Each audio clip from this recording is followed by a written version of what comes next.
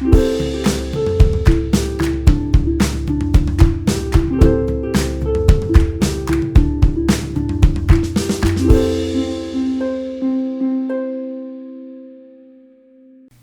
dans le 7ème épisode de podcast, le podcast de la web BD. Salut Ia, comment ça va ? Bah ça va très bien, et toi Jackpot ?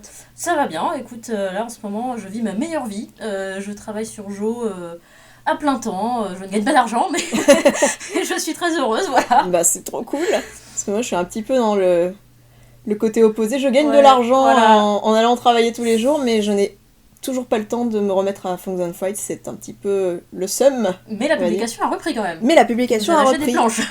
Oui, j'ai enfin lâché mes otages que j'avais depuis des mois, donc si vous voulez vous mettre à Fangs and Frights, sachez qu'en ce moment ça se publie. Tout à fait, et que c'est bien, on est content de les revoir et qu'il se passe des choses, il y a de l'action, quoi. Oui, c'est vrai. Et aujourd'hui est un jour spécial, Ia. C'est exact. Aujourd'hui, c'est notre anniversaire. Enfin, c'est l'anniversaire de podcast. Parce qu'il y a exactement un an, nous avons publié sur YouTube le premier épisode. Et donc le 8 février 2019, voilà, c'était la première publication de podcast. Et aujourd'hui, 8 février 2020, nous enregistrons le 7ème épisode. Le 7ème épisode. Donc, Quelle aventure. Quelle aventure. 7 épisodes en un an. C'est ça pas va, mal. Ouais. C'est on peut s'auto-congratuler chaudement. Bravo, bravo Jackpot. Bravo Guilla. Sachez qu'on a fêté ça dignement avec un beau gâteau. Oui, délicieux gâteau. Tout à fait. Royal au chocolat. Donc dans cet épisode, on va parler du process de dessin. Donc on va vous détailler notre méthodologie de travail. Alors on va limiter cet épisode au rough et au clean. Et on a décidé qu'on parlera de la couleur dans un épisode à part pour dans la volonté de réduire un tout petit peu la durée des épisodes qui était un petit peu longue. Voilà. Oui.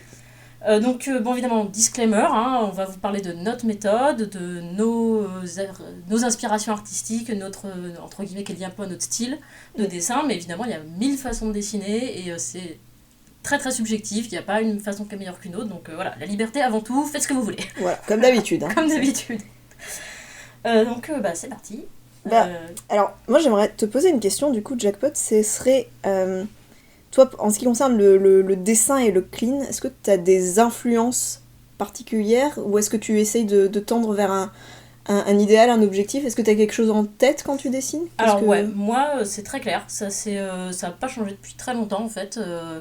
Il y a 3 noms qui me viennent, il y a Yukito Kishiro, qui est l'auteur de Gun, que j'ai lu il y a très longtemps et qui m'a marqué à vie, et son style encore aujourd'hui je trouve vraiment, il m'inspire beaucoup.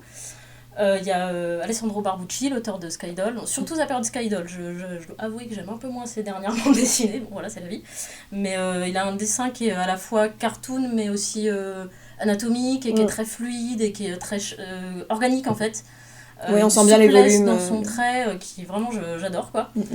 Et au clean, c'est pareil, c'est un nom qui me vient du fin fond des âges, qui est Morimoto Utatane, qui est Utatane, je sais pas comment on dit, enfin un auteur de mangaka, qui faisait dans les années 90, il y a eu un de ses mangas qui a été publié en France qui s'appelait Seraphic Feather, qui est un manga complètement incompréhensible, qui est de la science-fiction, mais il y a eu 3 volumes, ça s'est arrêté, ça a changé de scénario, enfin j'ai jamais connu la fin, mais en même temps c'était pas très important.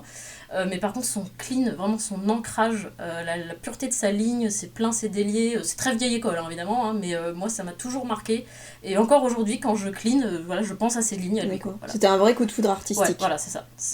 Pour moi c'est ma référence, après pourtant on n'a pas du tout le même style, mais c'est ma référence en termes de clean, quoi. Ok, intéressant. Voilà. Et toi Ia, dis-nous tout. Moi en fait, je sais pas trop comment répondre à cette question, parce que j'ai l'impression que j'ai des petits coups de cœur artistiques très régulièrement en fait, mais très très variés, et je me dis j'ai envie de faire ça, alors que ça se ressemble pas. Mais sinon, quand moi je dessine, en fait, je suis pas capable d'imiter trop longtemps le style de quelqu'un ou des choses comme ça. Donc j'essaye pas du tout de me dire je veux dessiner comme telle personne, j'essaye juste de tester des trucs et de voir qu'est-ce qui me plaît à faire et qu'est-ce qui colle et qu'est-ce qui me satisfait, qu'est-ce qui me rend heureuse à faire. Et en fait, je découvre au fur et à mesure les choses que je dessine comme ça, mais j'ai pas d'objectif en tête. En fait, mon objectif, c'est juste d'être à l'aise. Ouais, parce que t'as un bon objectif, oui, fois. Ouais, mais du coup, je sais pas... C'est empirique, en fait, ouais. Ouais, c'est plutôt empirique. Parce que, en fait, par exemple, moi, ce que j'aime bien, c'est quand le style graphique colle au ton et au sujet abordé. Et par exemple, pour moi, l'un de mes gros coups de cœur artistiques à ce niveau-là, c'était Mouse de Art Spiegelman, ah oui. que j'avais lu quand j'étais ado. Et j'avais découvert cette BD, donc le trait a un côté un peu rough et crasseux. Ouais, c'est très sombre. Et comme ça se passe à Auschwitz, Oui, voilà. bah, ça accompagne bien le sujet. Voilà. Et c'est l'une des BD qui m'a fait me rendre compte que, en fait, on peut vraiment aborder de plein de façons différentes, plein de sujets différents en bande dessinée. Et ça a été une pierre angulaire de... D'accord. Et sinon j'ai le souvenir aussi que quand j'avais lu Akira de Otomo, j'avais eu un crush sur la façon dont il dessinait les mains. J'ai passé des heures à juste regarder les mains dans chacun Akira. son kick, Yann, Voilà. ne jugeons pas. Non mais j'avais kiffé, voilà. Otomo, génie du dessin. Oui, ouais, très très bon Otomo. Ouais, bonne référence. Ok, bah du coup, donc maintenant, concrètement, on va vous parler de comment est-ce qu'on dessine notre BD. Donc quand on commence, la première chose en général qu'on fait, c'est le gaufrier. Ouais. Voilà, donc toi, Yéa, comment ça se passe Parce que t'as plus de travail que moi à ce niveau-là. Ouais, parce que du coup, moi j'ai des pages classiques, voilà. Alors que toi tu fais des strips formatés, Voilà. on va dire. Donc ça, on en a pas mal parlé dans le dernier épisode, donc si vous avez envie d'avoir beaucoup de détails à ce sujet en termes de découpage, on vous invite à aller voir celui-là. Surtout réécouter notre épisode précédent qui était très intéressant. Oui. Et alors vraiment concrètement, vraiment d'un point de vue technique. D'un point de vue technique, donc j'ai tous mes thumbnails, mes petits brouillons que j'ai fait sur papier, montré pas aux auditeurs, évidemment, du coup, mais... à moi. Donc j'ai sur papier, c'est très succinct, c'est vraiment je veux que ça prenne à peu près telle place et que ça soit à peu près comme ça. Et donc après je me pose sur l'ordinateur. Donc tu les scannes. Alors ça dépend à quel point je suis satisfaite de ce que j'ai fait ou pas, parce que par exemple des fois je vais avoir fait des brouillons tellement brouillons, je me dis bon c'est pas la peine que je les scanne, ça va me faire perdre du temps, alors que si je les refais j'en ai pour 5 minutes. Donc c'est un peu une estimation de est-ce que je vais gagner du temps si je les scanne et que je les agrandis sur ordinateur, ou est-ce que si je les refais ça va revenir au même. Donc c'est au cas par cas. C'est un peu au cas par cas, ouais. Donc mes brouillons de papier ils me servent de base, et je suis sur mon écran d'ordinateur, soit donc avec le brouillon en arrière-plan, soit avec le brouillon à côté de moi en visuel, ce qui revient au même.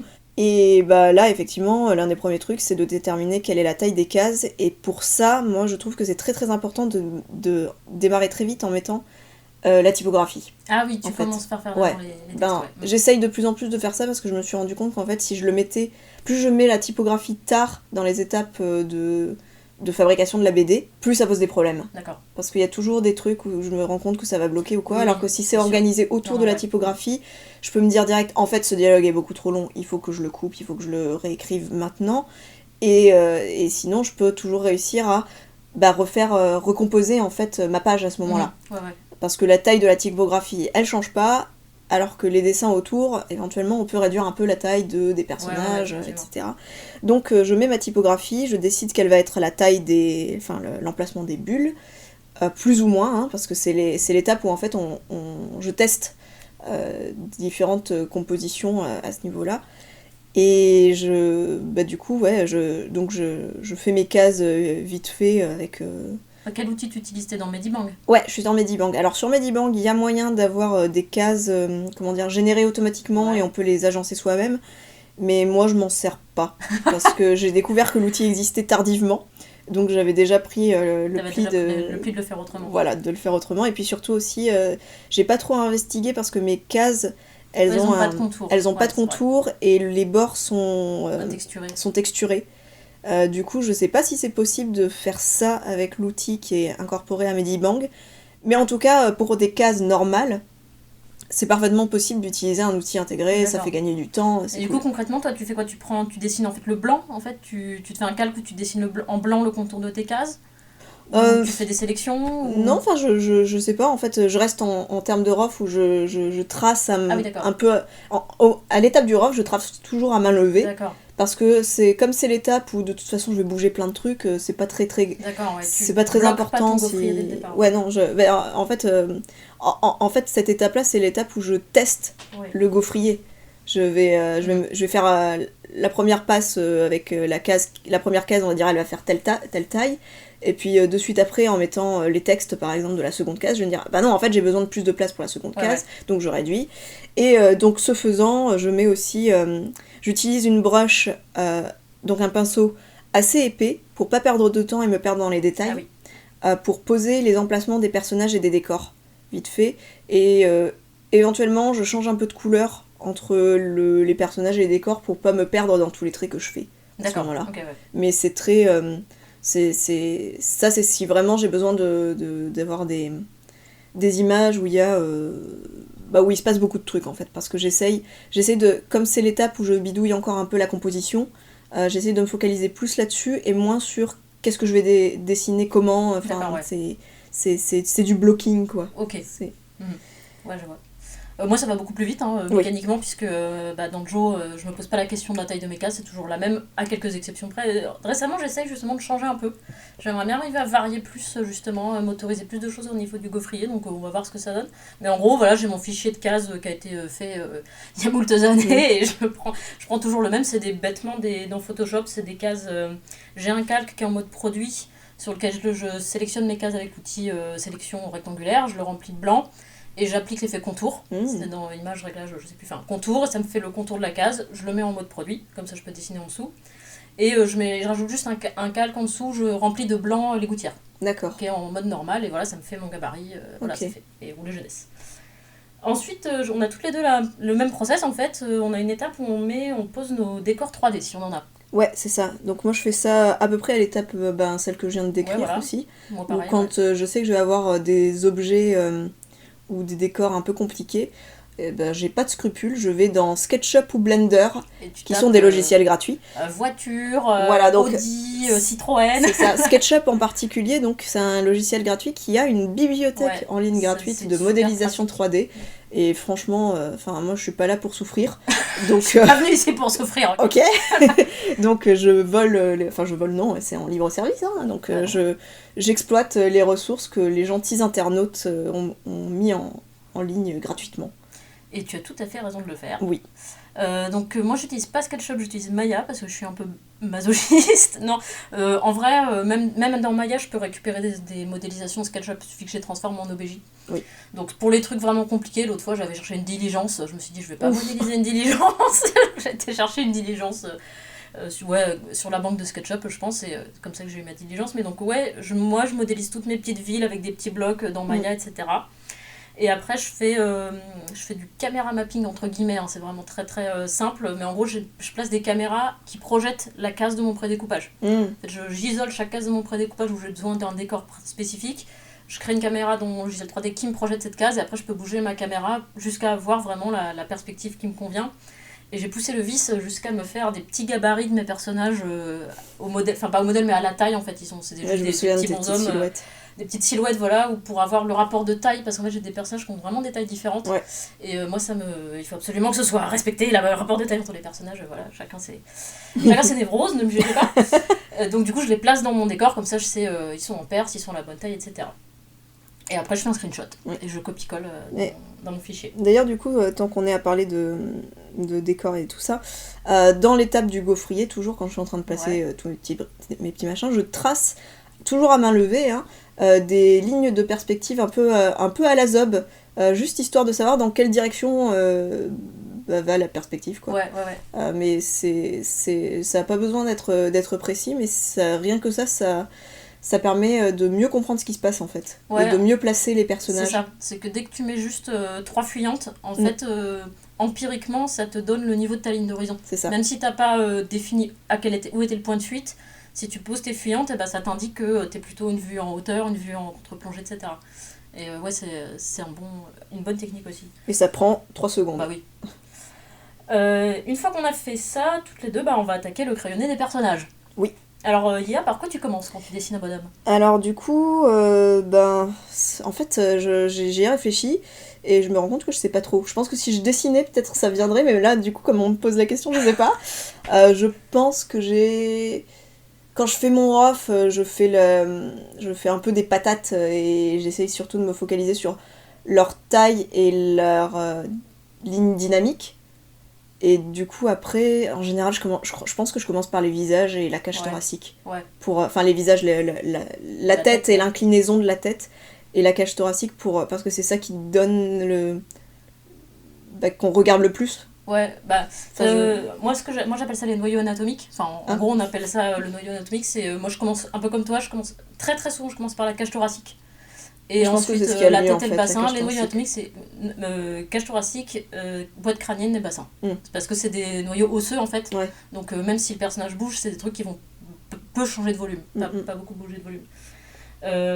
Moi j'utilise beaucoup de couleurs, je sais pas toi, mais alors moi je suis.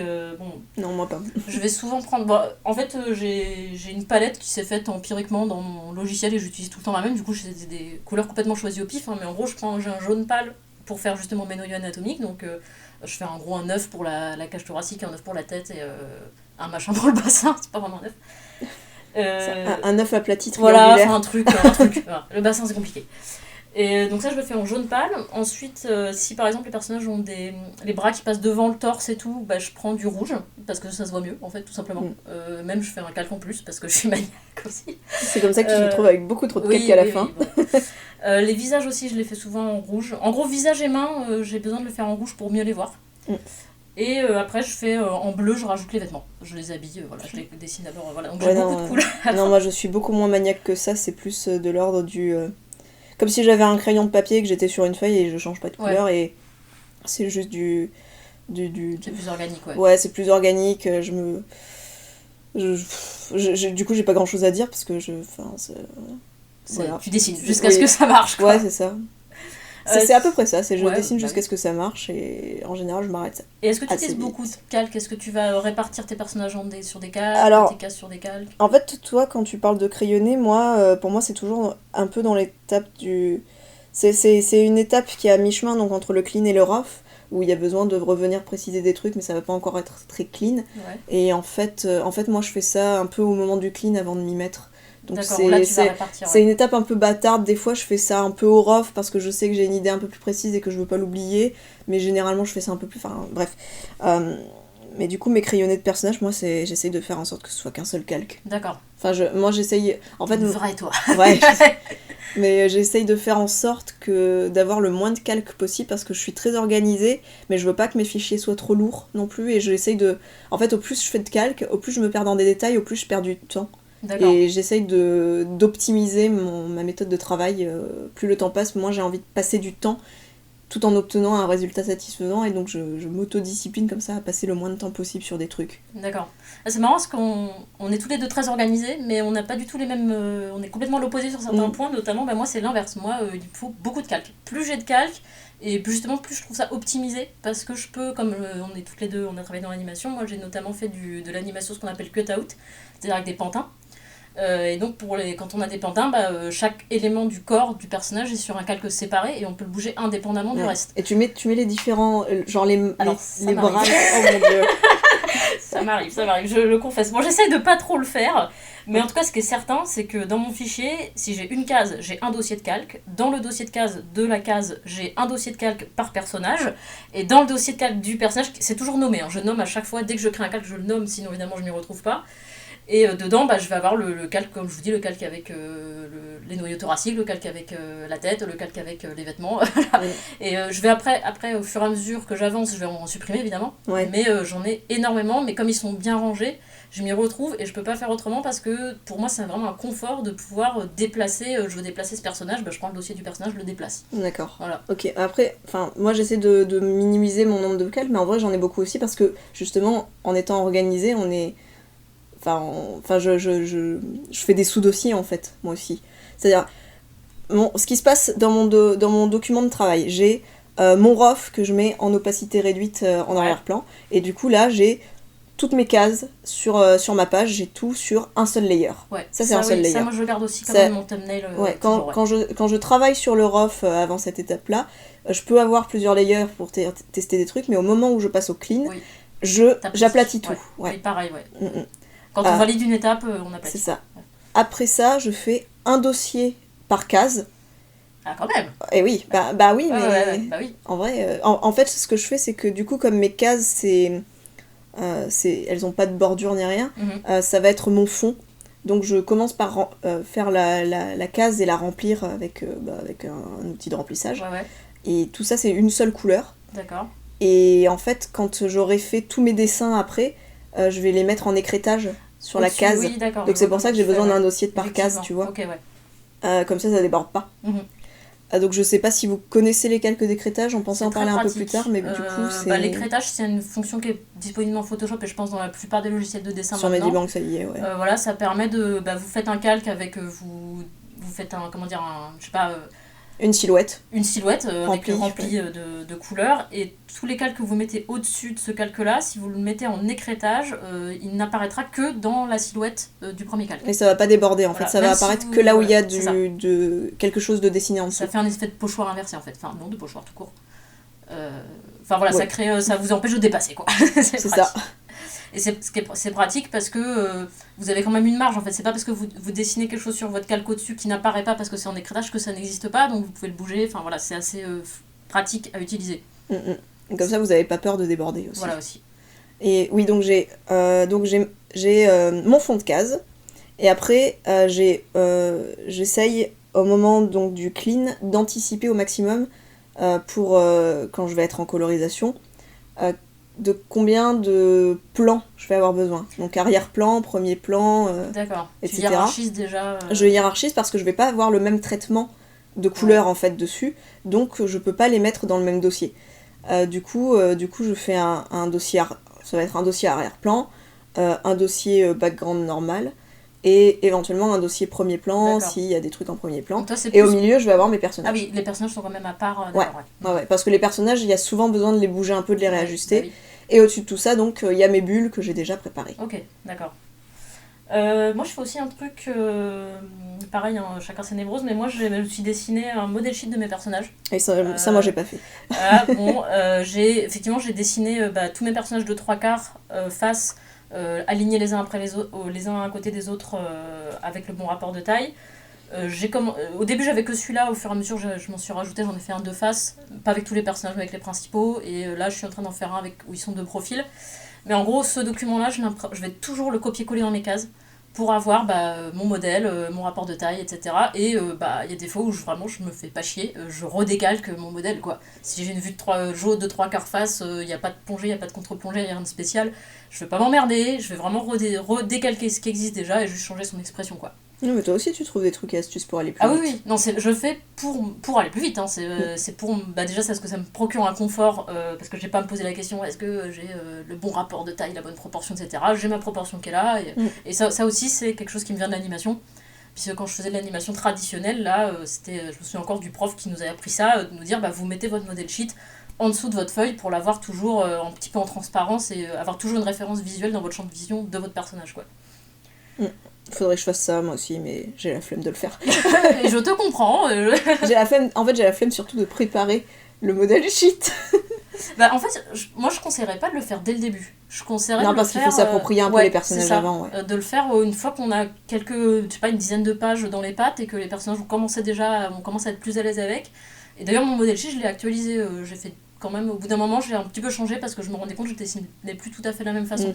Donc j'avais un peu ajusté des proportions. Donc voilà, si vous le faites, c'est une bonne chose, si ça vous aide, et peut-être le faites pas forcément tout de suite. Voilà. Ouais. Après, il va falloir le temps de le faire, quoi. Oui, voilà, puis il n'y a pas de culpabilité à avoir si on le fait pas, parce que of course. C'est vraiment juste pour gagner du temps, quoi.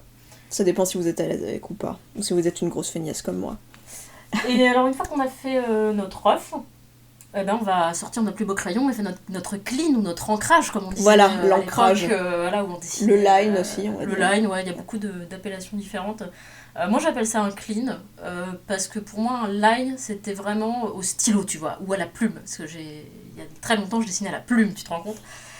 J'ai connu ça aussi. Voilà, donc c'était vraiment l'ancrage, quoi. Donc moi, j'appelle ça plus un clean quand je fais du webcomic, parce que dans ma tête, c'est pas un ancrage, c'est un clean. Donc je m'autorise plus d'erreurs. Donc c'est un confort psychologique, tu vois. Mais bon, visuellement, c'est la même chose. Hein. Visuellement, ça rend pareil. Oui, du coup, ancrage, en fait, on a envie qu'il y ait de l'encre. Ouais, ou que ce soit... En fait, ça tient à l'outil que j'ai choisi aussi, c'est que j'ai pris un outil qui est un petit peu crayon, un petit peu texturé, et du coup, c'est moins précis qu'un outil vraiment broche très très lissé, tu vois, où il faut vraiment que ce soit... le trait est vraiment hyper lisse, mais en fait, à l'échelle où je le dessine, il n'y a aucune différence, tu vois. Enfin, donc c'est juste, dans ma tête, c'est différent, et donc je prends mon plus beau crayon, et j'essaie de faire des beaux pleins et déliés, comme Morimoto Utatane que j'ai cité, voilà. Oui, moi, alors les pleins et les déliés, moi je m'en fous. Et d'ailleurs, enfin, le clean, c'est un peu pareil que ce dont je parlais tout à l'heure. C'est une étape où je je sais tellement pas ce que je veux faire et il y a tellement de trucs qui me mettent mal à l'aise qu'en fin de compte, j'ai fini par adopter un clean, un trait, qui est... comment dire... Enfin, je finis jamais mes... Je fais jamais des lignes qui se rejoignent, je laisse des trous parce que ça... ton clean, il est pas fermé, quoi. Ouais, voilà. Donc ça, c'est devenu un style, mais en vrai, au départ, c'est juste parce que j'arrive pas à faire autrement. Mais c'est comme ça qu'on fait son style, en fait. Plus je pense à cette histoire de style, et plus je me dis que ce qui fait notre style, souvent, c'est entre guillemets nos défauts de dessin, en fait. Mais bon, c'est un autre sujet. Mais du coup, ça te pose pas de problème pour...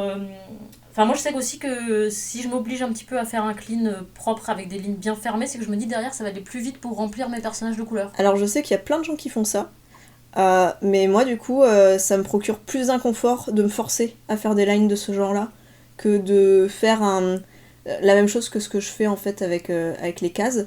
Donc, de faire une silhouette que je vais utiliser en écrétage après pour la colorisation. Donc tu refais, quand tu mets tes aplats, tu refais la silhouette de ton personnage, d'accord. Je préfère ça. Okay. Je suis beaucoup plus à l'aise comme ça.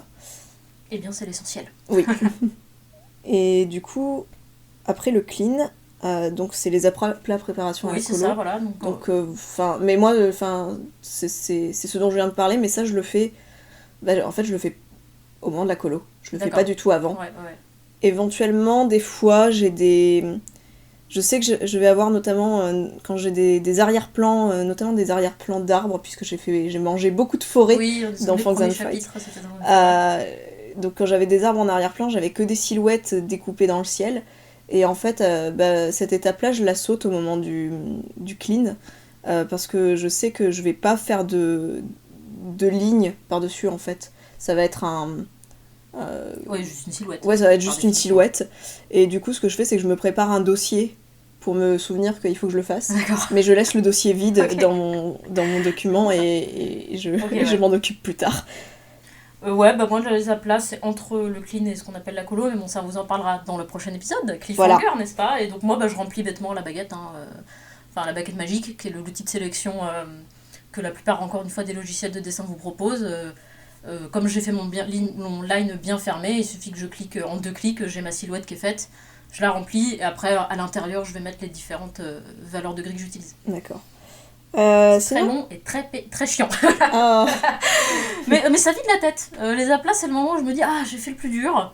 Les dessins sont bloqués, le clean est fait. Il n'y a plus besoin de trop réfléchir. Voilà, ça va me prendre 4 heures, mais au moins je réfléchis pas, je mets un podcast et voilà quoi. Oui, remarque.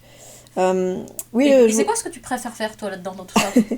Attends, avant de passer à cette question, excuse-moi, mais il y a un truc que j'ai pensé à dire après coup, c'est moi par exemple dans les trucs qui me font un peu gagner du temps aussi, j'ai décidé que j'utilisais qu'une seule brush pour tout. Tout à fait. Et juste je change, j'ai une taille de brush pour les lines des personnages, une taille de brush plus petite pour les décors et les props, les trucs comme ça.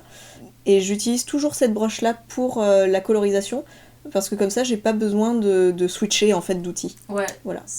Et ça, moi, c'est pareil. J'utilise surtout, moi, c'est la taille du pinceau. Donc, j'ai toujours mon petit brush favori que j'utilise, mais surtout, je fais très attention à la taille.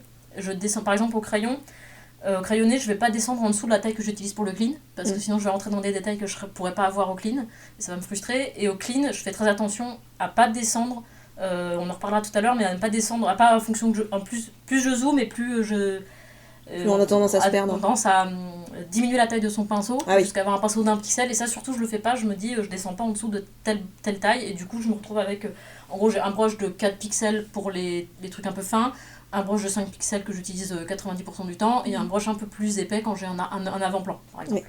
Voilà, c'était pour terminer là-dessus. Et du coup la question que tu posais c'était qu'est-ce que tu préfères, c'est ça? C'est quoi dans cette étape là, ce qui te procure le plus de plaisir? Ce qui me procure le plus de plaisir, c'est le moment où donc c'est ce dont on parlait, ce qui est entre le clean et le rough, quand on décide vraiment dans quelle position sont les personnages.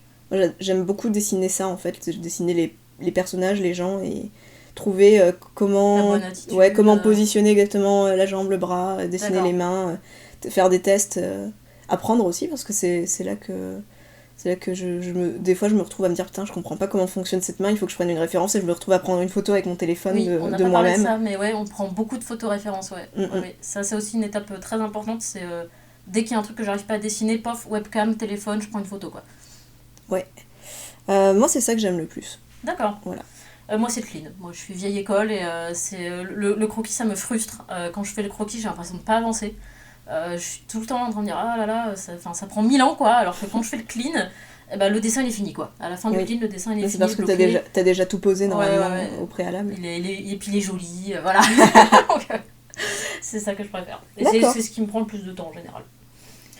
Okay. Donc voilà, ça c'était notre process.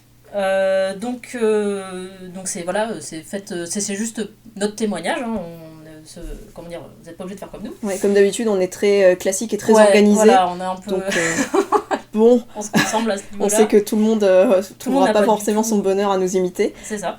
Donc on va maintenant vous donner quelques conseils comme à notre habitude. Donc on va décider de vous donner d'abord des conseils de dessin proprement parlé. Et ensuite on va essayer de vous donner des tips, des petits conseils, des petites astuces un peu vraiment techniques. Donc évidemment ce sera plus orienté numérique puisqu'on travaille en numérique, mais on aura quelques petites astuces pour les dessinateurs et dessinatrices traditionnels. Oui. Donc d'abord le dessin, vaste sujet. Il n'y a pas grand chose à dire à part dessiner, parce qu'il n'y a pas de secret, quoi. C'est en dessinant qu'on devient dessineron. Voilà, exactement. Donc, si vous voulez vous améliorer en dessin, il y a un passage obligé. On va enfoncer une porte ouverte, mais c'est comme ça, c'est le dessin d'observation. Dessinez ce que vous voyez. Donc, si vous avez l'occasion de faire du modèle vivant, c'est super bien. C'est vraiment c'est vraiment en modèle vivant que j'ai progressé le plus vite. Moi aussi, pareil. Donc malheureusement c'est pas à la portée de tout le monde parce que ça coûte un peu d'argent, il faut habiter dans une ville où il y en a, etc. Il faut que ce soit accessible. Ouais, il y a une chaîne Dailymotion maintenant qui s'appelle Croquis Café. C'est aussi sur YouTube. Ils y sont plus, ils sont fait, ils sont fait kiffer. Ah mince. Évidemment nudité. Ah purée. C'est une chaîne très intéressante qui vous propose des séances de modèles vivants filmés. Avec des modèles très variés, c'est vraiment très bien fait. Il y a beaucoup de vidéos. Ouais, j'espère qu'ils vont pouvoir toutes les reposter. Il me semble qu'ils sont sur Dailymotion maintenant. Okay. Ça s'appelle Croquis Café, donc voilà, ça peut vous être une solution pour vous. Il y a aussi des applications pour tablettes. Oui, on a découvert ça. Alors c'était, comment ça s'appelait ? Il y en avait une Mara 3D. Mara 3D, il y a un modèle homme, un modèle féminin et des modèles de monstres. Ouais. Donc c'est des applications pour Android. Tout à fait. Et il y avait l'autre, c'était Postool, je crois. Postool 3D. Postool 3D. C'est ça. Donc c'est des petites applications pour tablettes et je suppose pour iPhone, enfin Android et en tout cas Android. Qui vous proposent des modèles 3D un petit peu standards, mais que vous pouvez du coup tourner autour dans la vue 3D, changer éventuellement la... Postool 3D, on peut changer les postures. Ouais. Et Mara, c'est plus... les trucs sont déjà... il y a plusieurs propositions de postures, mais on peut pas trop les modifier apparemment. Voilà. Mais en tout cas, voilà, c'est des petits outils qui peuvent vous aider à vous exercer. Et c'est gratuit du coup. Et c'est gratuit, tout à fait. Et de toute façon, dessiner, par définition, c'est gratuit. Vous avez un crayon à papier, vous sortez dans la rue, vous dessinez. Bon, ça coûte le prix du crayon et voilà. du papier, sauf si vous les volez. Et en fait, moi, personnellement, plus le temps passe et plus je me dis que quand quelqu'un me demande un conseil en dessin, je vais avoir deux réponses. Je vais avoir prends une photo, voilà, tout simplement, regarde comment c'est en vrai. Et ensuite, la deuxième, c'est quelque chose qu'on m'a dit à moi et qui m'a beaucoup aidé, c'est dessine jusqu'à ce que ton œil soit content. C'est une phrase toute bête, mais le jour où on me l'a dite, je vous dis, dans ma tête, ça fait ah ouais. Et ça m'a vraiment poussée justement à aller plus loin, à améliorer mon dessin, parce que tout simplement, je voulais que mon œil soit content. Et en fait, quand on dessine, c'est pas votre habileté avec votre main, c'est votre œil. Ouais. Le dessin, c'est l'œil. C'est 90% du regard. Donc ça, c'est quelque chose qui s'exerce, qui vient pas du jour au lendemain. Il faut vous armer de patience et pas vous décourager si vous avez du mal, c'est normal. On passe tous à tous les niveaux, qu'on ait 15 ans de dessin ou 3, on passe tous par des moments où on a l'impression de plus rien savoir faire. Et honnêtement, si vous faites des sessions comme ça, notamment le modèle vivant, où vous vous concentrez à regarder quelque chose intensément pendant des heures, vous allez être épuisé et c'est normal aussi. Ouais, absolument. Ouais. Là, ça demande une concentration monumentale. Mais c'est pour la bonne cause. Et il y a des petits exercices que vous pouvez faire aussi, donc c'est des choses que moi j'ai faites en école d'art, mais encore une fois on n'a pas tous la chance et les moyens de pouvoir aller en école d'art, mais qui peuvent vous aider justement à affiner votre œil. Donc un truc qu'on nous faisait faire, c'était de dessiner sans lever le crayon. C'est-à-dire, c'est très sympa comme exercice, on ça. On pose le crayon et on fait tout son dessin sans le lever une seule fois. C'est intéressant parce que ça permet de limiter ce qu'on appelle le déchet. Le déchet, c'est quand vous faites un crayonné que vous dessinez 20 fois le même trait, quoi. Ouais, ça, ma prof de mise à niveau en art appliqué, elle appelait ça un trait poil-poil. Oh, parce que ça donne l'impression que c'est tout poilu, en fait. C'est ça. Et en fait, en général, plus on gagne d'aisance dans le dessin et moins on a ce trait déchet, justement. Ouais. Moins on arrive du premier ou du deuxième coup à avoir le bon trait, quoi. Mais d'ailleurs, je trouve personnellement qu'il est préférable d'avoir un trait un peu faux, mais déterminé, Ouais, qu'on fait d'un seul absolument. coup, C'est plutôt vrai. que de faire plein de petits traits hésitants et qui obtiennent vaguement quelque chose de Ouais, correct. Parce que c'est beaucoup moins joli, en fait. c'est vrai. Enfin, je trouve, c'est mon avis, mais... Vous avez aussi un exercice qui consiste, si par exemple vous faites du modèle vivant, à me décider par le vide. C'est-à-dire au lieu de dessiner par le trait de contour, vous dessinez le contour, pas du bonhomme, mais le contour du vide. Par exemple, autour, ouais. si par exemple votre modèle a une main sur la hanche, Il au y lieu aura de un dessiner triangle, le ouais. contour du bras, vous allez dessiner le contour du vide qui se crée entre son bras et son torse. Voilà, donc ça c'est intéressant aussi, ça change sa façon de regarder. Mm. Ou ne dessiner que en dessinant les ombres, donc là c'est un dessin, tu peux pas le faire au trait, donc tu prends je sais pas un pastel ou quelque chose et tu fais dessiner que les ombres du personnage, aucun trait de contour. Ou dessiner tout bêtement de votre autre main. Ah oui, ça c'est très drôle parce qu'en général ce qui se passe c'est que tu passes 10 minutes à pleurer et puis à un moment il y a un truc qui fait un déclic et d'un coup t'arrives à dessiner. Ouais, C'est assez fou. Encore une fois, c'est parce que c'est votre œil qui dessine, c'est pas votre main. Moi j'avais fait dans cette lignée là un exercice très drôle en école d'art aussi, donc tous les exercices que Jackpot vient de citer j'y ai eu droit aussi, donc c'est très répandu. Hein. C'était pour se décomplexer et s'amuser un peu et tester des trucs. Notre prof nous avait invité à nous mettre dans les positions les plus inconfortables possibles pour dessiner. Donc moi je m'étais retrouvée allongée sur une chaise, la tête en bas, avec la feuille posée sous ma tête, et je dessinais de ma main gauche de cette façon. Et Les yeux bandés. mais à la limite, ouais. Ouais. Dessiner sans regarder aussi. Ah c'est un oui, exercice qu'on faisait, ouais. dessiner le modèle sans regarder sa feuille, Ouais, c'est ouais. compliqué ça. Ça j'y arrivais pas par contre. Ah ça oui, c'est marrant parce qu'il y a très très longtemps, quand j'étais vraiment petite, mes parents m'avaient inscrite à des cours de dessin et ma prof m'avait dit, quand on faisait des natures mortes et des trucs comme ça, elle me dit regarde en même temps que tu dessines. Mm. Et justement pour regarder le modèle plutôt que ta feuille, Ouais. pour pas faire constamment des allers-retours en fait. Donc encore une fois, l'œil, voilà. Oui. Mais c'est intéressant comme exercice ce qui vous a fait faire. Oui, Ouais. et puis c'est rigolo. Ouais, Donc ouais. si vous avez envie de vous amuser un moment, voilà. Une activité twister dessin entre amis. Jeu à boire, strip dessin. Strip dessin, non. Oui, dans la catégorie aussi, donc pour continuer à entraîner son œil et aussi entraîner son style graphique, pourquoi pas. J'ai une pote, je sais que tu écoutes ce podcast, donc coucou. Elle se reconnaîtra. Tu te reconnaîtras, oui. Qui fait en ce moment un truc assez sympa. Elle a décidé qu'elle allait dédier un carnet à dessiner un élément. Et donc là, par exemple, elle fait un carnet où elle dessine que des mains. Donc elle copie des mains, elle utilise des modèles, peut-être qu'elle en invente aussi, je sais plus exactement, mais du coup elle fait que des mains dans ce carnet. C'est hyper intéressant. Ouais, comme- et comme donc idée. elle les fait, j'ai vu, elle a posté quelques dessins, j'ai vu qu'elle en faisait pas mal en tout petit, donc ça lui permet d'en faire une grosse quantité. Je pense qu'elle peut, elle a probablement des pages où elle en fait des plus légers. Enfin, j'en sais rien en fait, vous faites un peu ce que vous voulez après, mais du coup, le principe c'est que à force de copier des mains d'autres artistes issus de films ou les siennes, etc., bah en fait, la quantité au bout d'un moment Ça engrange ça engrange. des compétences en fait. Ouais, voilà. Et du coup aussi, ça lui permet de décomplexer par rapport à la volonté d'avoir toujours des beaux dessins. Parce que là, elle a décidé que c'était son carnet d'entraînement et du coup, c'est pas grave si Ouais, c'est raté. c'est hyper bien. Et c'est vraiment une bonne idée parce que on connaît tous le syndrome du collectionneur de carnets, n'est-ce pas? Mm. On est, je pense, nombreux, à partir du moment où on dessine, à très vite acheter beaucoup de carnets. Et au final, enfin, moi personnellement, j'en ai acheté énormément. J'en ai fini 2. Et ça, je trouve que c'est une bonne idée justement quand on a beaucoup de carnets, qu'on sait pas quoi en faire, se dire tiens, bah voilà, je vais me dédier ce carnet aux mains, ce carnet au décor, ce carnet aux arbres. Ouais. C'est une bonne idée Mm, qu'elle a ton ami, ouais. Ensuite, on a des petits conseils vraiment proprement parler de dessin. Ce qu'on nous dit, bah voilà, encore c'est des choses qu'on a apprises en école, hein, mais quand vous avez une pose d'un personnage, vous avez un petit peu de mal. Ce qui peut être intéressant, c'est de le passer en silhouette. C'est-à-dire, vous remplissez le bonhomme entièrement, vous enlevez tous les traits qu'il y a à l'intérieur, et vous regardez si la silhouette est lisible. Si rien qu'en silhouette, on comprend ce qu'il est en train de faire, où est son bras, où est son pied, etc. Même si c'est pas une silhouette où il a les 4 bras écartés, les 4 membres écartés du corps. Les 4 bras. Attends, c'est dans Mortal Kombat qu'il y a un personnage cadet. Bon, bref. Voilà, donc la silhouette. Vérifiez que votre personnage, votre pose est lisible uniquement avec une silhouette.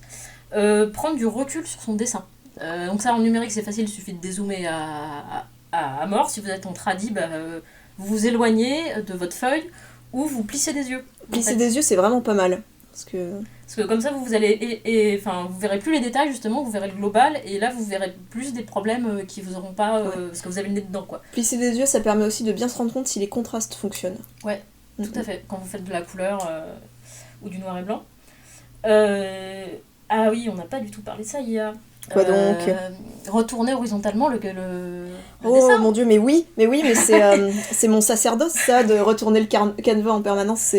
C'est très très important au moment du clean en particulier, de retourner, enfin, et même du rough, de tout le temps, en fait.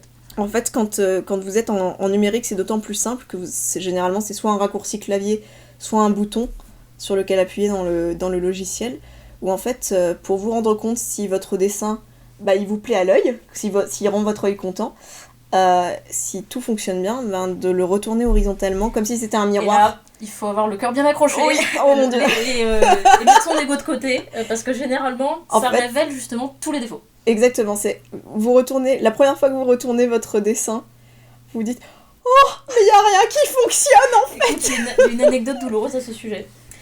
Sache que le jour où j'ai découvert ça, c'était il y a très très longtemps, j'avais même pas d'ordinateur, je dessinais vraiment sur papier, et j'avais même pas de table lumineuse, j'avais utilisé une fenêtre. Oh. C'est-à-dire que je faisais mon crayonné, et puis pour passer au clean ou je sais plus quoi, je me mettais sur ma fenêtre, je dessinais debout comme ça sur ma fenêtre, c'était très inconfortable. Écoutez, les temps sont durs, j'ai fait la guerre, qu'est-ce que vous voulez ? Les temps comme les os sont durs. Voilà. Et donc je retourne ma feuille, je sais plus pourquoi, c'était un personnage qui était de face, c'était un visage de face. Vraiment le truc basique, je me disais c'est facile, un visage de face, je sais faire, quoi. J'avais même pas 6 mois de dessin dans les pattes. Et là mon personnage, mais c'était horrible, il avait un œil qui était 3 fois plus petit que l'autre, et j'étais tellement perturbée que je m'en souviens encore, je me suis dit mais il y a un truc qui va pas, je suis descendue voir mon frère, lui dire mais ça va pas, qu'est-ce qui se passe, je comprends pas et tout. Ça a été vraiment le drame, quoi, parce que j'étais pas préparée en fait, je dessinais toute seule dans mon coin, à l'époque j'avais pas internet, qu'est-ce que vous voulez. Personne t'avait prévenu. Non, voilà, c'est ça, c'était très très douloureux.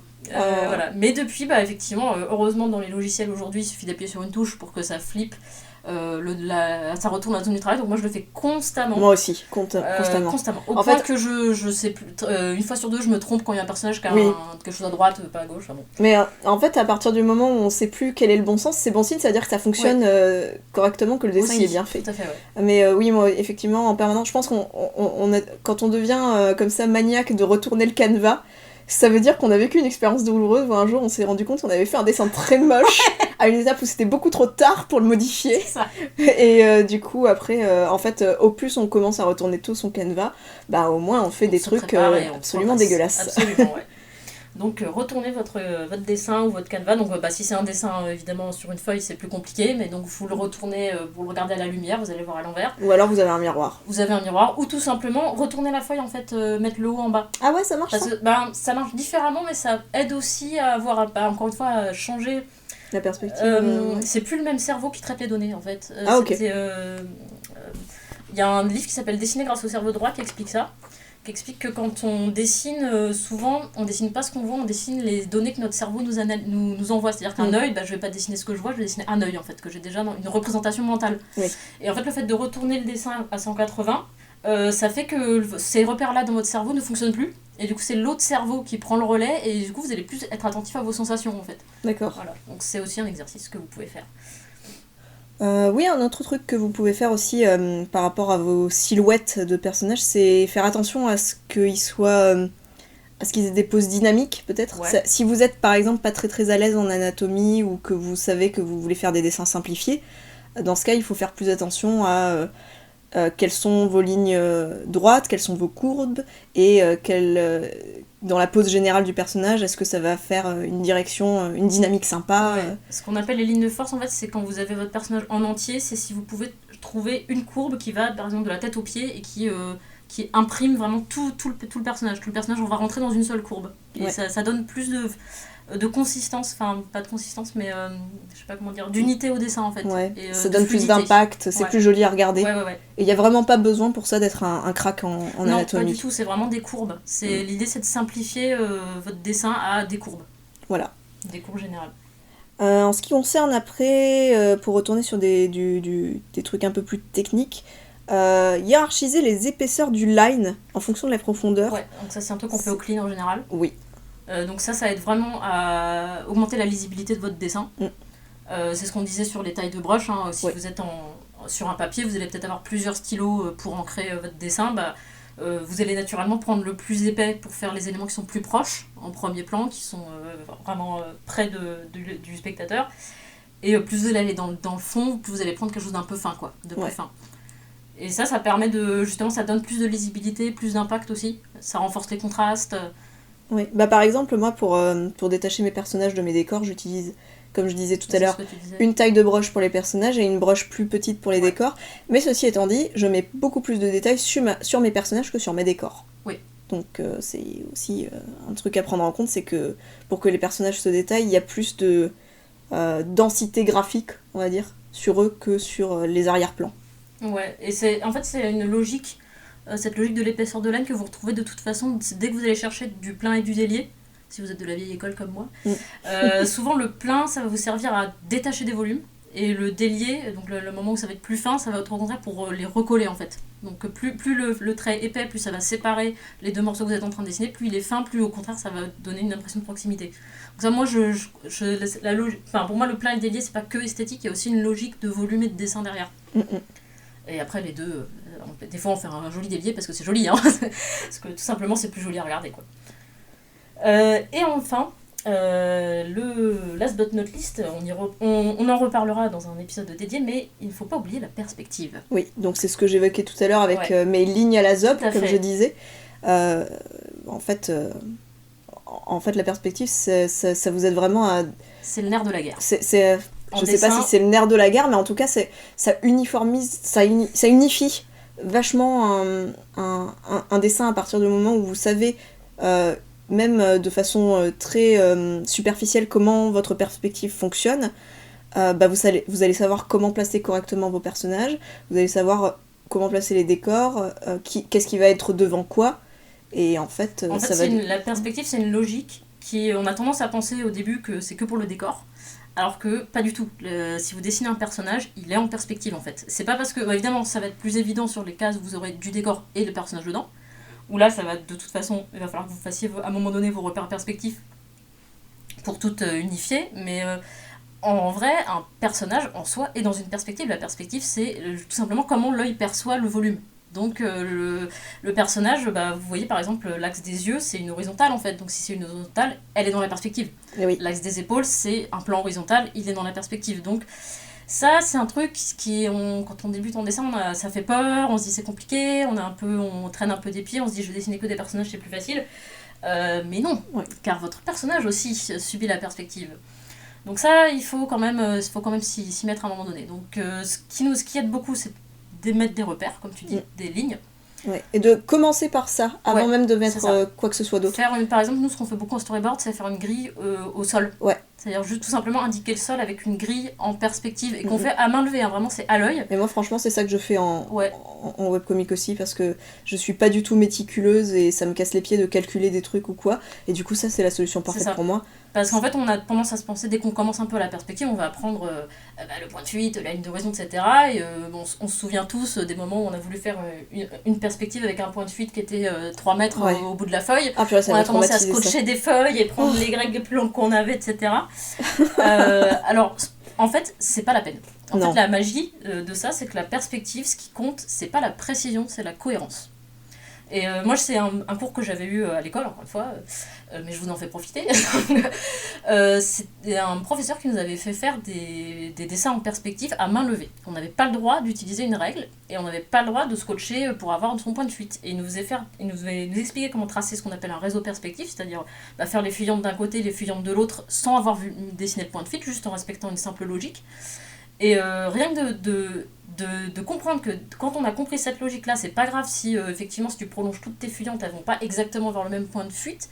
Du moment que la cohérence générale est respectée, et ça se tient. Du moment que l'œil est content. Voilà, du moment que l'œil est content, encore une fois. Mais la perspective, faut exercer son œil quand même. Ouais, je me souviens je sais plus du tout dans quel manuel j'avais vu ça, mais ça m'avait pas mal aidé aussi que, en fait, en perspective, des fois il y a des choses on va tracer une perspective juste, par exemple avec des poteaux espacés dans l'espace de la même... le même espacement à chaque fois. Du coup, en perspective, plus on va vers l'horizon, plus graphiquement, ils vont être proches les uns des autres. Et en fait, l'illustrateur qui avait fait ça avait montré à quoi ça ressemblait quand on traçait ça vraiment en respectant la perspective, et comment, en trichant un peu et en décidant de pas respecter justement qu'ils avaient un espacement égal, mais en faisant comme si... Enfin, on prétend que l'espacement est égal, mais on le trace pas de façon respectueuse de la perspective, en fait, c'était plus joli. D'accord, ouais. Ah oui. Donc, oui. Ça apprend à tricher aussi. Oui, c'est ça. Votre œil. Pensez à votre œil. Soyez sympa avec votre œil. Rendez-le content. Mais du coup, pour faire cet exercice de triche correctement, il faut quand même savoir un peu au départ dans quoi on met les pieds. Ouais. À quoi ça est censé ressembler si on triche pas. Mais bon, ça peut faire un peu peur, mais vous en faites pas, ça viendra avec le temps. Faut pas être impatient en dessin, c'est un travail de très longue haleine et faut être patient. Accepter les mauvais moments, parce que ça va... S'il y a un mauvais moment, c'est qu'il y aura un bon moment derrière. Voilà, soyons positifs. C'est une bonne philosophie. Voilà. Bon allez, on va passer aux petits tips techniques là, parce que l'heure tourne. Alors, je propose qu'on reparle un petit peu organisation, parce que mine de rien, ça fait gagner du temps d'être organisé. Donc, on va pas reparler de l'intérieur des fichiers en eux-mêmes, on va rester sur de l'informatique. Mais alors, par exemple, toi, comment tu organises pour retrouver où est-ce que tu ranges ton ROF, où est-ce que tu ranges ton clean? Est-ce que tout ça, c'est le même fichier pour toi? Non, j'ai un dossier pour mes prédécoupages, un dossier pour mon croquis, un dossier pour mon clean, un dossier pour ma colo. Voilà. Okay. C'est très clair, comme ça, chaque étape, et une fois qu'elle est validée, elle est sauvegardée. C'est-à-dire que si par exemple, j'ai un crash sur mon fichier de croquis, mon prédécoupage, il est toujours là, et inversement. Oui. Enfin, et ainsi de suite. Et aussi parce que techniquement, je suis limitée dans le logiciel que j'utilise au nombre de calques, donc j'étais obligée à un moment donné de le faire. Mais je crois que tu fais pareil en fait. Oui, en fait, moi aussi, j'ai un dossier pour le ROF, avec un fichier ROF par page, puisque je fonctionne chapitre par chapitre et page par page. Un dossier pour le clean, idem, un fichier clean par page. Un dossier colorisation, un fichier colorisation par page. Et dans chaque dossier, donc ROF, clean et colo, je mets un dossier supplémentaire que j'appelle hold, et en fait ça me sert quand je bosse sur une page et qu'un peu plus tard je vais me dire tiens non en fait j'ai besoin de modifier ça, je vais garder le fichier d'origine, je l'archive en fait dans hold au cas où j'aurais besoin d'y revenir, ce qui m'est arrivé d'ailleurs, que finalement après avoir testé 2-3 bricoles je me suis rendu compte que c'était mieux avant, et du coup comme ça je perds rien. Et après, une fois que tout mon chapitre est vraiment fini, là je jette ce qui était en trop. Voilà. Ça, on sent qu'on a travaillé dans l'animation. Ouais, franchement. C'est aussi, évidemment, ça paraît un petit peu, un petit peu maniaque de procéder de cette façon. Vous n'êtes pas obligé de le faire. Après, l'avantage, c'est que nous, comme on a été habitués à travailler en équipe aussi, avoir un classement comme ça, très clair, ça permet de ne pas chercher mille ans les fichiers, en fait. Ouais. Tout simplement. On sait toujours où on va. Parce que quand vous faites un webcomic, vous allez avoir beaucoup de fichiers, beaucoup de pages, et au bout d'un moment, il faut quand même être un peu organisé si vous n'avez pas juste perdre du temps à chercher un fichier, en fait. Est-ce qu'on aurait donc peut-être des astuces pour les gens qui sont en tradi? Ouais, alors on en avait déjà un petit peu évoqué dans des épisodes précédents, mais c'est pas grave, on va répéter. Mais, par exemple, tout simplement, si vous dessinez en tradi et que vous voulez pas perdre du temps ni gâcher du papier, vous pouvez investir dans ce qu'on appelle des Col-Erase, c'est une marque de crayons. C'est un peu difficile à trouver, encore que de nos jours, je ne sais pas, c'est peut-être plus simple. Je sais pas. C'est des crayons qui sont utilisés en animation, encore une fois, et qui sont des crayons de couleur et qui sont utilisés pour ne pas être visibles à la photocopieuse ou au scan. C'est-à-dire qu'avec un Col-Erase rouge, par exemple, on va faire son crayonné.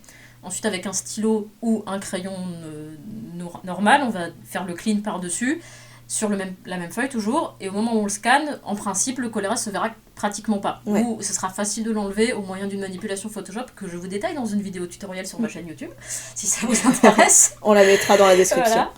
Voilà. Donc ça permet de gagner du temps à pas passer par la table lumineuse pour faire son clean si on a envie d'aller plus vite, voilà.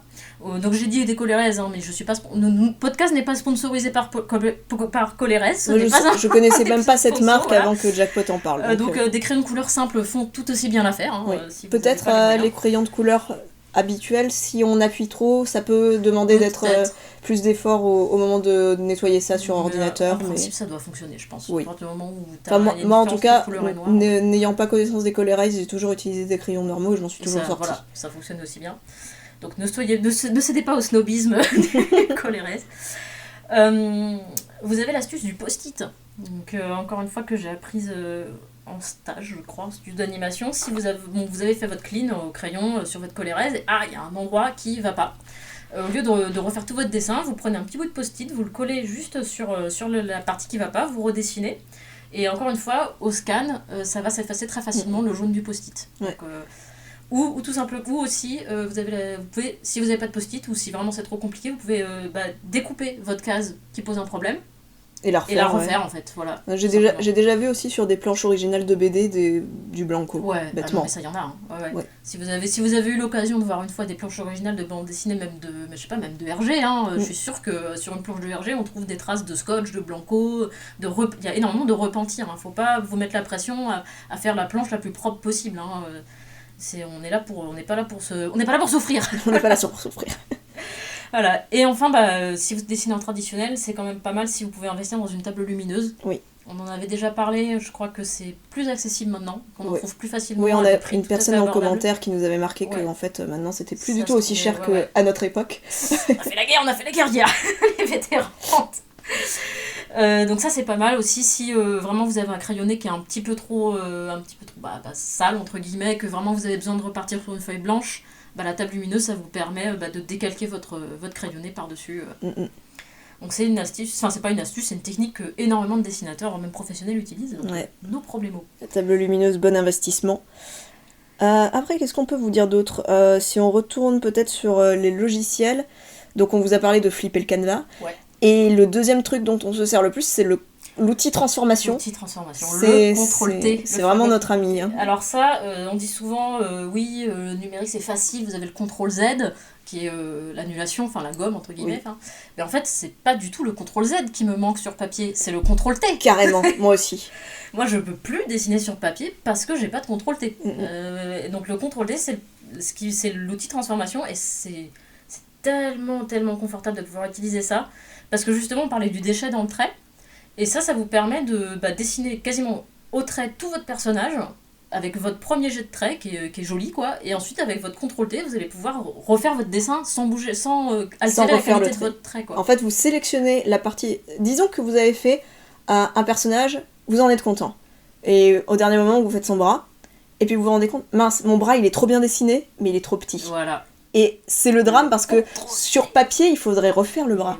Mais sur ordinateur, vous sélectionnez la zone que vous voulez agrandir, vous faites un petit... Donc on dit CTRL-T parce que généralement c'est le raccourci qui correspond, mais ça peut être autre chose, donc investiguez selon le logiciel que vous utilisez. Mais donc on fait un petit CTRL-T sur le bras, et là, c'est magique. On peut redimensionner le truc. On peut changer aussi la perspective parce que ça peut être modifié de plusieurs façons différentes. Ouais. Moi, l'astuce que je vous recommande avec le CTRL-T ou même de toute manière avec tous les logiciels, quand vous avez une fonction, testez la fonction en maintenant Shift ou CTRL ou Alt en même temps. Et très souvent, ça vous donne accès à d'autres options en fait, d'autres façons de le faire, et notamment le CTRL-T, en fonction de si vous maintenez CTRL ou Alt ou quoi, vous allez pouvoir bouger les coins de votre sélection d'une façon ou d'une autre. Selon votre logiciel, et ça donne beaucoup de flexibilité aussi. Il y a pas mal d'options de déformation sur Photoshop. Ouais, aussi, dans Photoshop, c'est le clic droit qui vous donne des options. Mais le Shift et CTRL, ça marche aussi. Donc testez Shift et CTRL, je vous dis, vous m'en direz des nouvelles. Du coup, puisqu'on est sur les options des logiciels, ce qui est, je pense, très important quand même, c'est de vous paramétrer des raccourcis. Ouais, de bidouiller un peu sur le logiciel, voyez quels sont les trucs que vous utilisez le plus, et après mettez-vous des raccourcis pour que ça aille plus vite. Vraiment, personnalisé à fond. Vous faites du webcomic, vous allez tout le temps être pris par le temps, c'est un travail colossal, donc un raccourci, c'est pas pour rien que ça s'appelle raccourci, ça fait vraiment gagner du temps.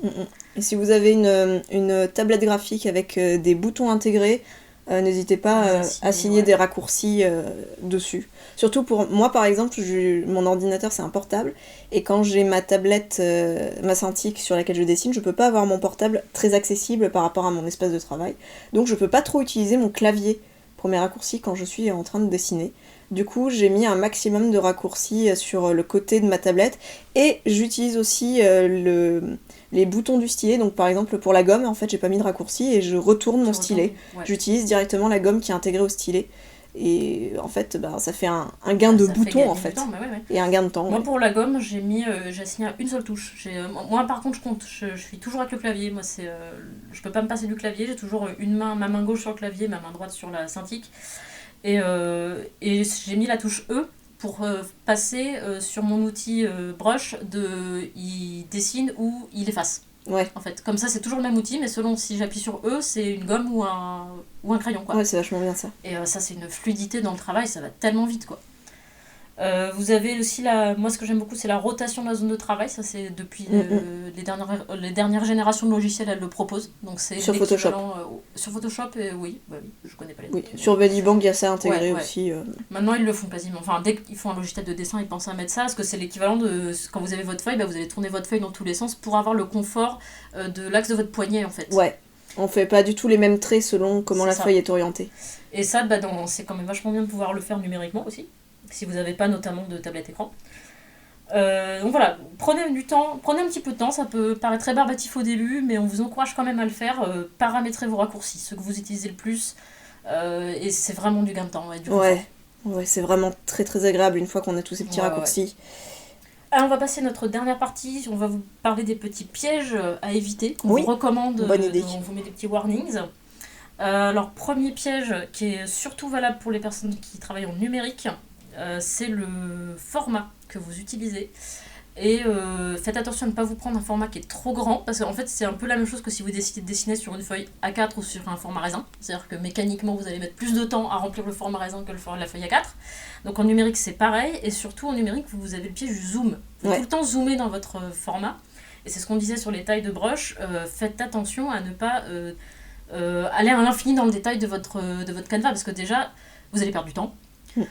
Et ça va être invisible. Ça va être, vous allez dézoomer, vous allez plus rien enfin vous aurez fait des détails dans un petit coin qui en final se voit pas, et ça va nuire à la lisibilité de votre image aussi. Ouais, du coup pour pouvoir voir garder justement la visibilité sur votre travail dans son ensemble, moi je trouve qu'une option que la plupart des logiciels de dessin proposent, qui est d'avoir une fenêtre de navigation ouverte qui permet d'avoir la page en entier. Ouais.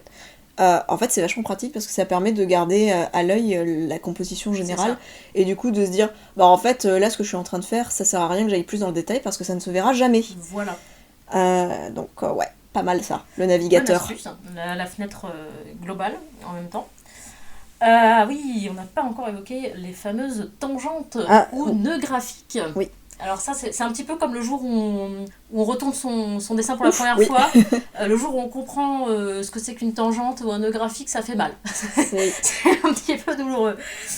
Alors, pour vous expliquer ça, donc une tangente ou un nœud graphique, c'est une zone du dessin où on va se retrouver à avoir des lignes qui convergent.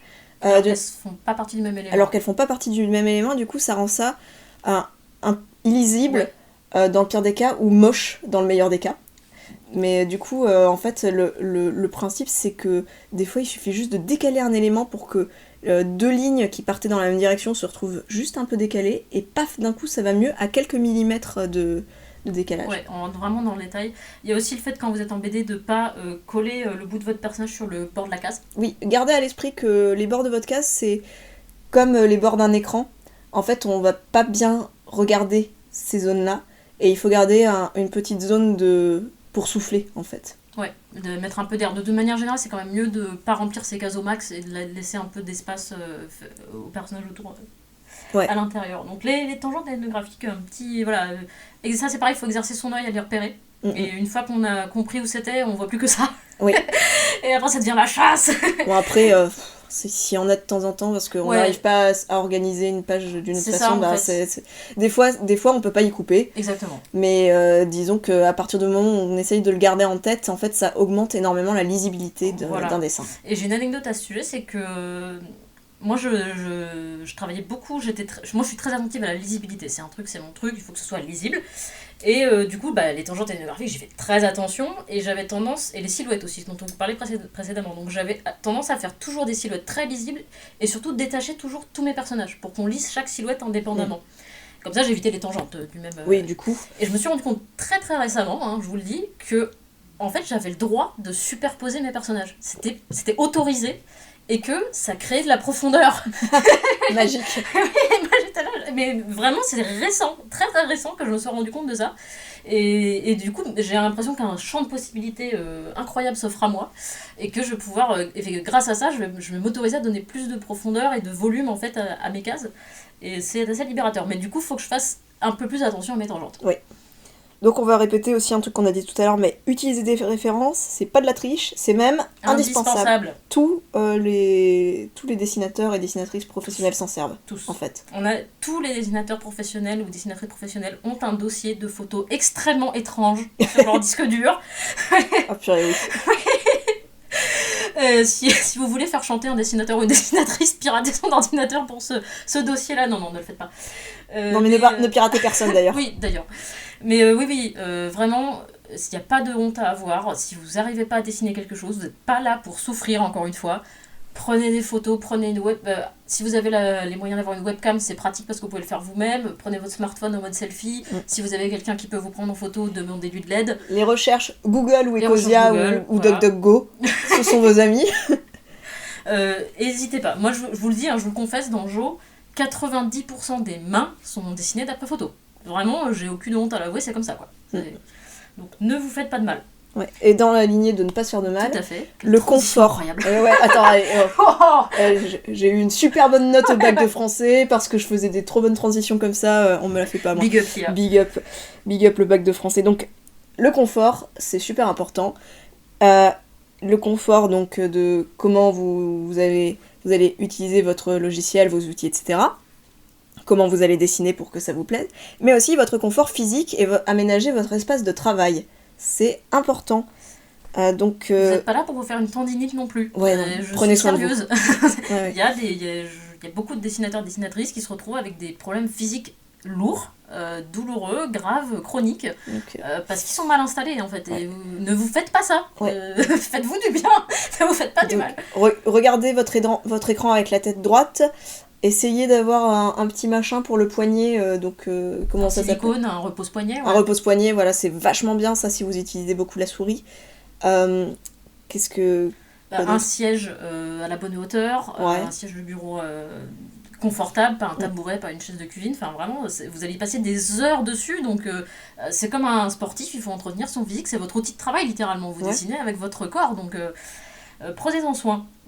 Vous faites pas de mal là-dessus et moi j'ai une petite anecdote à ce sujet, c'est que le jour où j'ai acheté ma Cintiq, donc ma tablette écran, j'étais très contente, j'avais fait cet investissement, je la déballe, je commence à dessiner avec et je me rends compte que ça va pas du tout parce que je peux pas, je vous disais que j'ai besoin du clavier, j'arrivais pas à positionner mon clavier de manière à pouvoir l'utiliser sans me faire mal au dos, ça me faisait vraiment physiquement mal au dos. Oui, c'est compliqué à installer autour d'une Cintiq. Ça allait pas du tout quoi, j'ai passé plusieurs heures en panique totale à me dire je vais la renvoyer, j'en veux pas, ça marche pas quoi, c'est pas possible. Et mon mari, mon bienfaiteur, a eu la bonne idée de me dire mais aménage ton espace de travail pour pouvoir l'utiliser, et il m'a fait construire, je l'ai devant les yeux au moment où je vous parle, une petite estrade. Je suis allée chez Monsieur Bricolage, j'ai payé 2 € pour avoir 2 bouts de bois et 3 clous. Et je me suis fait une petite estrade sur laquelle j'ai posé ma Cintiq pour avoir mon clavier en dessous. Et ça a changé ma vie, ça m'a sauvée. Et je suis extrêmement confortable quand je travaille, j'ai mal nulle part. Je suis très très à l'aise et je peux y rester des heures sans problème, quoi. Donc réfléchissez-y, c'est pas uniquement... il peut y avoir besoin d'un aménagement vraiment un peu pensé en fait. C'est pas, vous limitez pas à votre table et votre chaise, quoi. Et écoutez-vous. Oui. Et du coup, il faut aussi savoir s'arrêter. Pas passer trop de temps sur ces pages. Enfin, ça c'est un truc qu'on vous dit vraiment à chaque épisode, mais le perfectionnisme c'est votre ennemi parce que ça vous empêche de finir.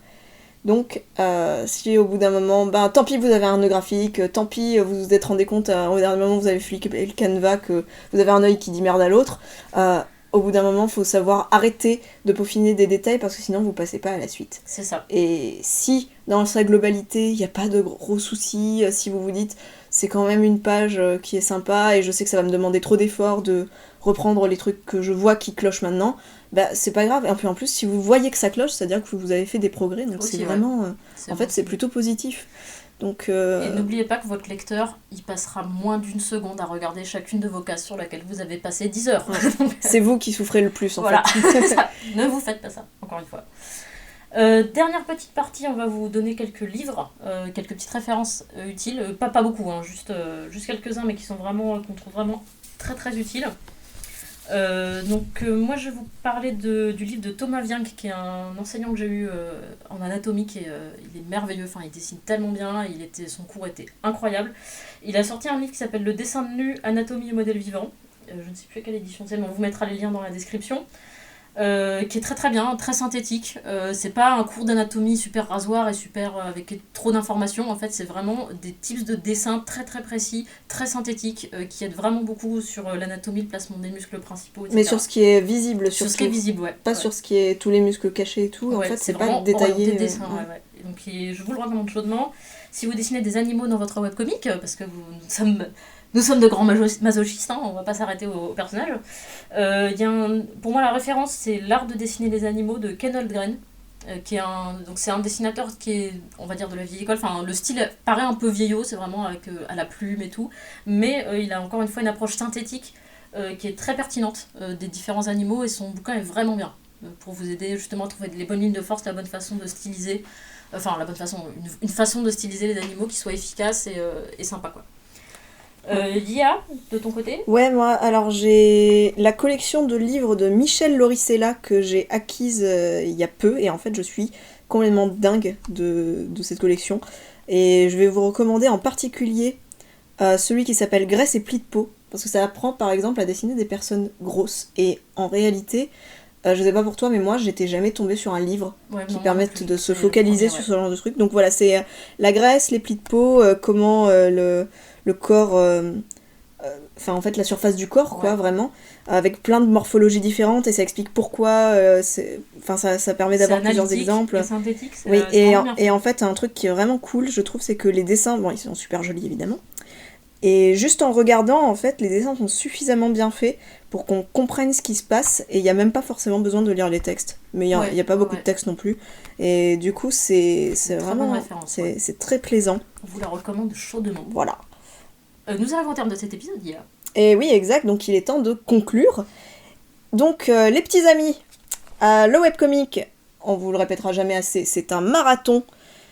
Tout vient au fur et à mesure, et du coup ça veut dire aussi que vous allez changer de méthode de travail, vous allez changer de façon de faire du rough, de faire du clean, de vous organiser, tout ça.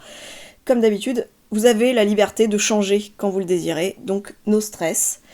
Et d'autant plus que le rough et le clean, et surtout le clean, en fait ce sont des étapes où le dessin prend réellement vie, donc on trouve que c'est important que ce soit des étapes que vous réalisiez d'une façon dont vous vous sentez le plus à l'aise possible.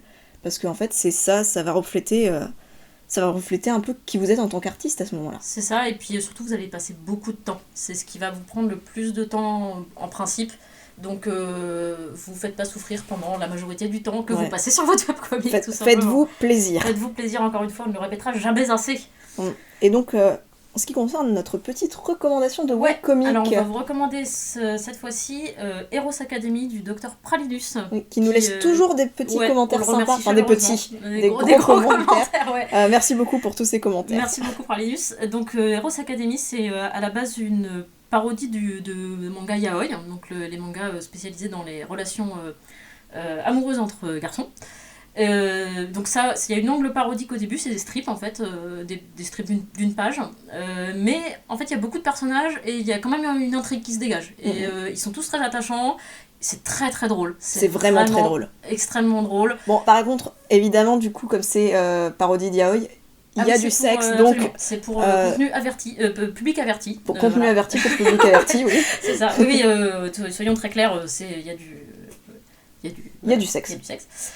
Mais c'est vraiment, on vous le recommande chaleureusement. Il y a beaucoup de personnages aussi qui sont très divers, beaucoup de diversité, beaucoup de représentation, que ce soit dans les sexualités. Ça a beau être une parodie de quelque chose de très formaté, les personnages et l'angle d'attaque ne le sont pas du tout. Exactement, donc une très bonne lecture qu'on recommande, et c'est terminé, l'histoire est terminée, il y a aussi, et vous pouvez le lire aussi en version papier, il y a 2 volumes. Voilà. Et donc, sur ces bonnes paroles, c'est la fin de cet épisode de podcast. Comme d'habitude, on vous remercie de l'avoir écouté, et n'hésitez pas à nous laisser les likes, les commentaires, les abonnements. On prend tout ça.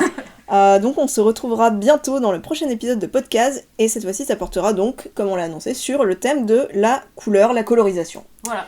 À très bientôt. À bientôt.